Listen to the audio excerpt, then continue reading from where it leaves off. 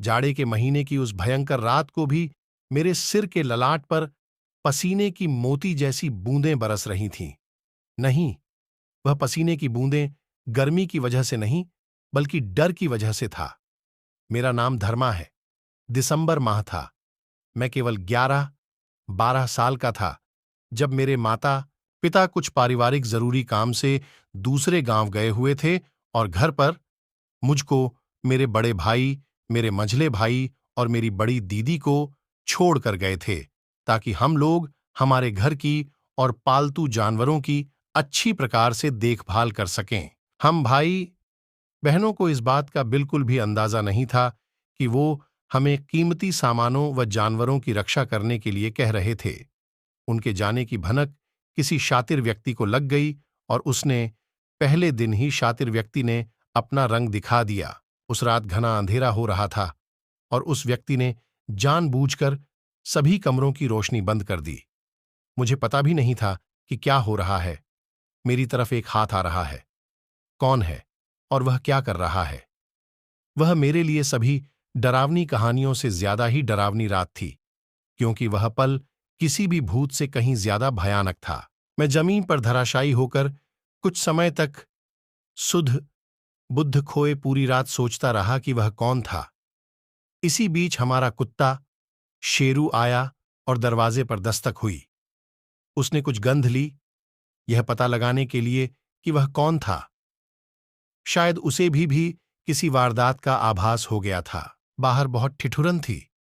मैंने सोचा कि उसे ठंड लग सकती है, इसलिए मैंने उसे अपनी बाहों में ले लिया और फिर फूट फूट कर रोना शुरू कर दिया।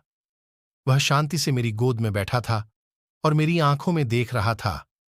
हम दोनों उस रात भर सो नहीं सके और रात भर हमने पलंग के नीचे जमीन पर बिताई। कुल 3 दिन तक हर रात हम पलंग के नीचे छुपे रहे, क्योंकि यह सबसे सुरक्षित जगह थी। अगली रात जब वह आया, दरवाजा खटखटाया और उसे खोलने की कोशिश की तो मैं बहुत डरा हुआ था। लेकिन जब शेरू ने भौंकना शुरू किया तो वह चिल्लाया और वहां से वापस चला गया। आखिरी और 5वें दिन जब मैंने अपनी उम्मीद खो दी और मुझे यह डर भी था कि मेरे भाइयों को पता चल जाएगा तो क्या होगा।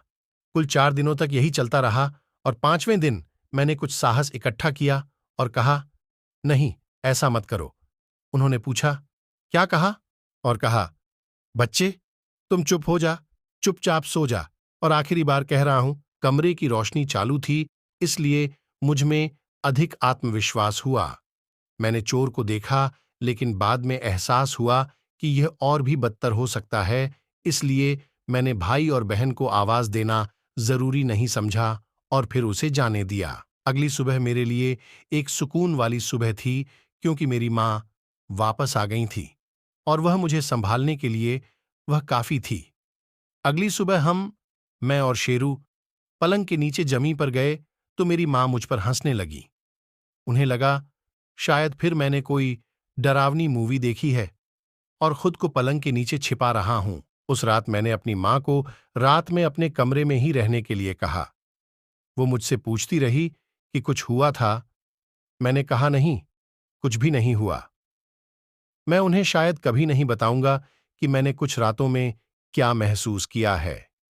मैंने मां से कहा, आप बात करते रहो और मैं सो जाता हूं।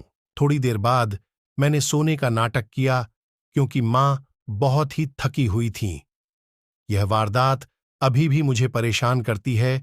जब रोशनी बंद होती है, लगता है कि वह अंदर आ रहा है। हर रात मुझे पलंग के नीचे सोना क्यों पसंद है?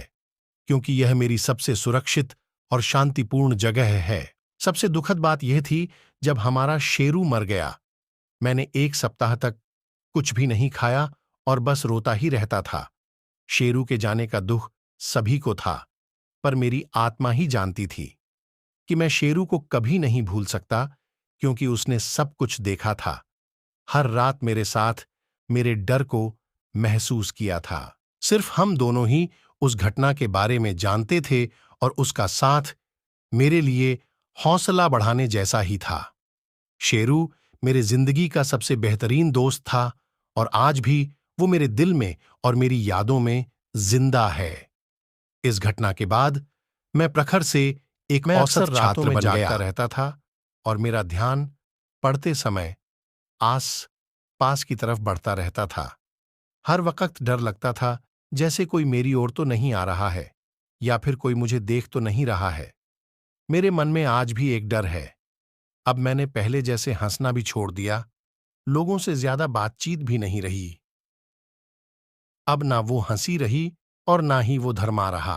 केवल उन 4 रातों ने मेरी हर एक रात को डरावना बना दिया।